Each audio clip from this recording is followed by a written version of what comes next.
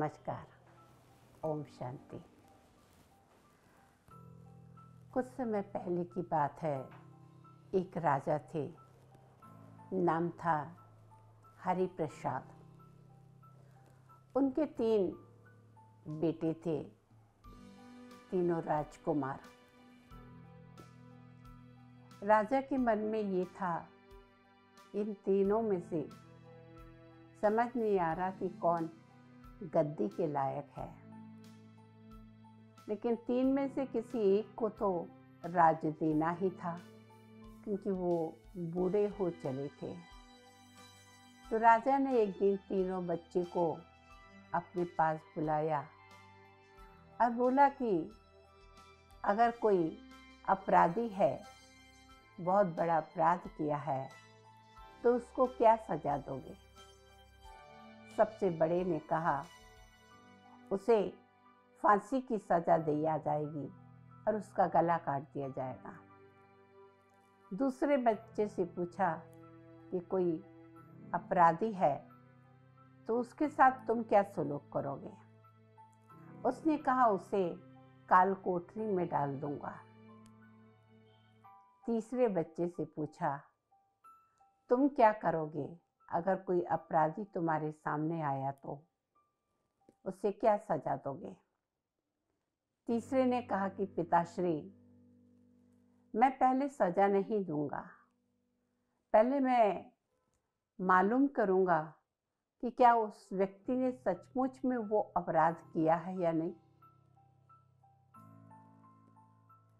और वो तीसरे बेटे ने कहा कि पिताजी, मैं आपको अपनी बात सिद्ध करने के लिए एक कहानी सुनाने जा रहा हूँ। बहुत समय पहले की बात, एक राजा के पास एक तोता था। वो तोता बहुत मीठी वाणी बोलता, बहुत प्यार से रहता। राजा के ऊपर उसका बहुत प्यार था और वो तोता भी अपने राजा को बहुत प्यार करते थे। काफी समय के बाद एक दिन तोते ने अपने राजा से कहा, महाराज, बहुत समय हो गया, मैं अपने माता पिता से नहीं मिला हूँ। अगर आप आज्ञा दें तो मैं कुछ दिन के लिए उनसे मिलकर और लौट कर आ जाऊं। राजा ने कहा, ठीक है, लेकिन सिर्फ 5 दिन, 5वें दिन लौट आना। तोते ने कहा, जी मालिक। और वो तोता खुशी खुशी उड़ चला पहाड़ियों के पार, जहाँ उसके माता पिता रहते थे। बहुत आनंद से उन सब के साथ मिला, बहुत खुश हुए। रोज उनके माता पिता भांति भांति के फल उनको खिलाते। वो बच्चा बहुत खुश था, तोता जो था। और 5वें दिन उस तोते ने सोचा कि मैं प्रॉमिस करके आया हूँ कि 5वें दिन मैं लौट के आ जाऊँगा। और उसने अपने माँ बाप से विदाई ली, लेकिन मन में ये विचार आया कि राजा के लिए कोई बहुत अच्छी गिफ्ट, सौगात लेकर जाना चाहिए। वो तोता उड़ के बहुत ऊपर पहाड़ी पे गया, जहाँ पे अमृत फल का पेड़ था। उस तोते को पता था ये अमृत फल है और इससे अच्छी चीज तो कुछ हो नहीं सकती।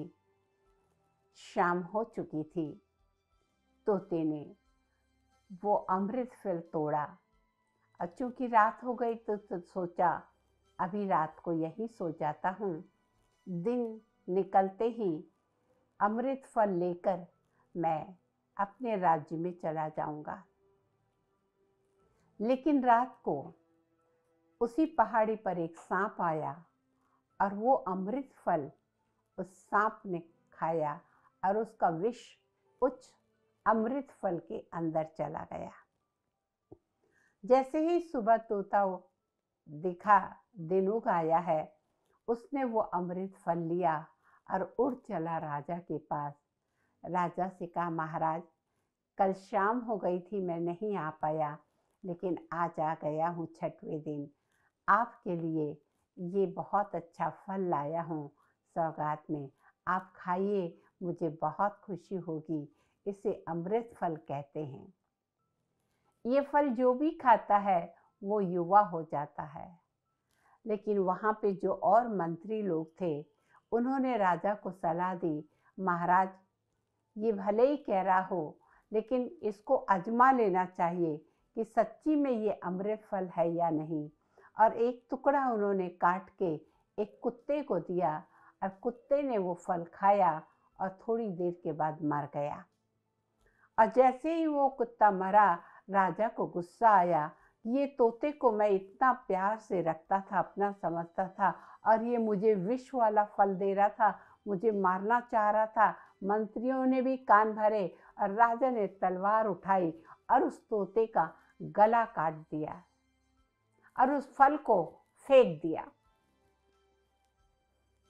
महल के आंगन में फेंका। कुछ साल के बाद एक झाड़ उगाया, और झाड़ उगाया तो राजा को याद आया, ये वही विष का फल का झाड़ है। उसने सब जगह अनाउंस किया कि इसमें लगे हुए फल कभी कोई ना खाए। कई दिन बीतते गए, झाड़ बड़ा हुआ, सही में उसमें फल लगने लगे।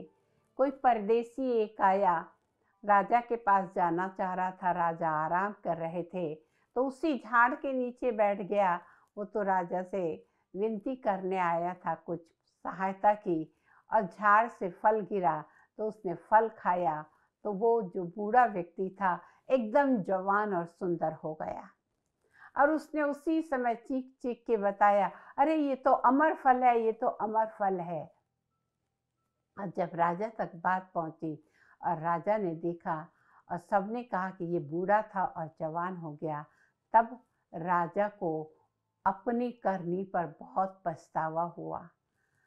तो पिताश्री, कई बार हम जिसे अपराधी समझते हैं वो अपराधी नहीं होता है, बात कुछ और होती है। बेचारा तोता नहीं जानता था कि वो सांप ने खा लिया था तो विष आ गया, लेकिन उसके फल जो लगे वो तो अमर ही फल थे, तो वो जवान हो गया। तो मैं अगर किसी को भी सज़ा देने की बारी आएगी तो पहले चेक कर लूँगा कि उसने सही में वो अपराध किया या नहीं। और ये बात सुनते ही हरि प्रसाद जी को बहुत खुशी हुई और उन्होंने सोचा, यही मेरा पुत्र लायक है, और उस तीसरे बच्चे को राजगद्दी दे दी। कहने का मतलब, आपके जीवन में भी कई बार ऐसी परिस्थिति आएगी कि सामने वाले को चेक करना है। तुरंत सुनी सुनाई बातों पर किसी की बात में मत आइए, पहले परख लीजिए सामने वाले ने अपराध किया है या नहीं, वरना उस राजा को जैसे पछतावा हुआ वैसे आप भी पछता सकते हैं। समझदार को इशारा काफ़ी। नमस्कार, ओम शांति।